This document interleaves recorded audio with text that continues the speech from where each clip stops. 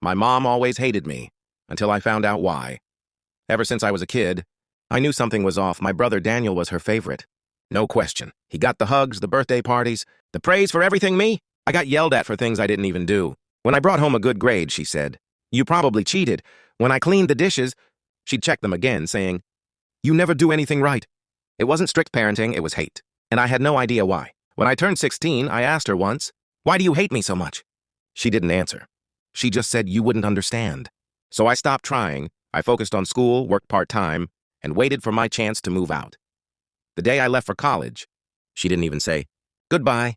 She just watched me walk out the door. Years passed. I graduated, got a job, and built my own life far away from her.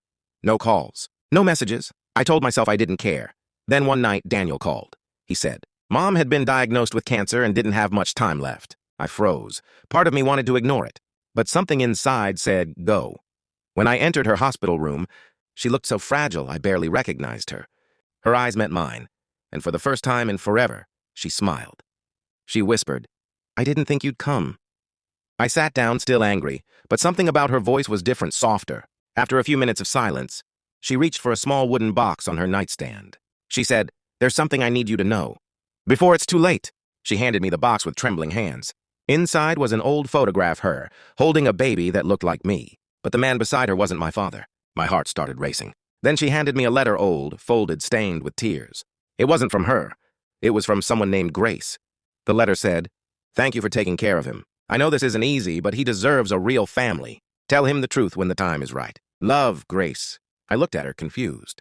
She said, "Grace was my best friend. And your biological mother. I was adopted."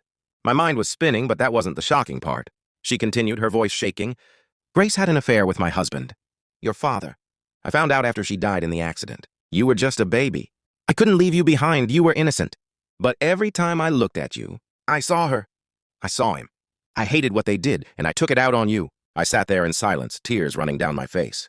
She grabbed my hand and whispered, "I'm sorry, son. I failed you, but I loved you more than I could ever show." That was the last thing she said to me. She passed away that night holding my hand. After the funeral, I found more letters from Grace, all of them thanking my mom for raising me. That's when I realized she didn't hate me. She hated the past. But she still chose to love me in her own broken way. Now, every time I look in the mirror, I don't see the kid she yelled at. I see the son she tried her best to protect, even if it meant carrying pain she never deserved.